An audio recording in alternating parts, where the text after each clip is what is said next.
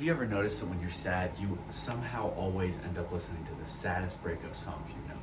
Or when you're working out, you suddenly feel unstoppable once a fast and aggressive song comes on.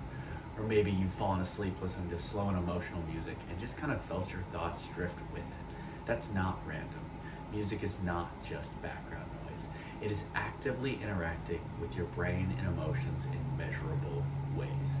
Scientists have been studying the relationship between music and mood for decades.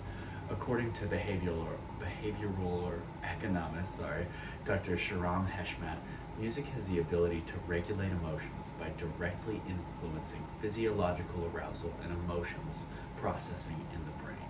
In other words, music does not just reflect how we feel, it shapes how we feel. And one of the most powerful ways that music is going to affect our mood is through the tempo. And tempo just simply refers to how fast or slow a piece of music is. And then faster tempos tend to increase like your awareness, your energy, your excitement, and while slower tempos are linked to sadness, calmness, or introspection. Research published by Frontiers in Psychology found that faster music tempos significantly increase psychological arousal, which in turn will affect your emotional intensity and mental processing speed. In other words, when your body hears fast music, your heart rate speeds up, your nervous system speeds up, and just your whole body is overcome with excitement. And so this explains to us why fast music is commonly used in things like gyms, sporting events, or even commercials. A classic study showed that participants worked faster and felt more rushed when listening to things like rock music when compared to things like classical music. Your brain subconsciously syncs your physical energy to the tempo you hear. That's why slow music can feel draining when you need motivation, but comforting when you're feeling overwhelmed and you want to slow down. However, tempo is not the whole story.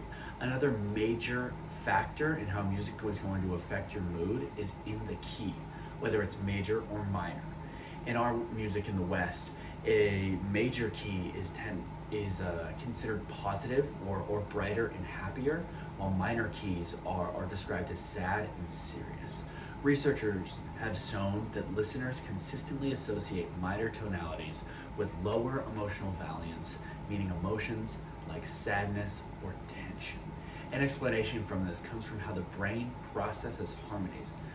Every single sound you hear is technically a major chord through the overtones that are going to occur, which makes them sound stable and familiar, while minor chords are going to disrupt that pattern and just create emotional unease. And then not only that, but neuroimaging suggests that when people hear minor harmonies, areas of the brain that are associated with conflict and reflection will become active. However, it is important to note that this is not absolute, because from person to person or from culture to culture, it very well can differentiate. However, listeners with no formal training still tend to describe minor keys as somber or emotional, even when tempo is controlled, which suggests that our emotional response to musical keys is deeply integrated into how we function as humans. Finally, lyrics are going to play a critical role in shaping how a song makes us feel. Lyrics can give the listener a narrative to attach our emotions to. According to most research on music and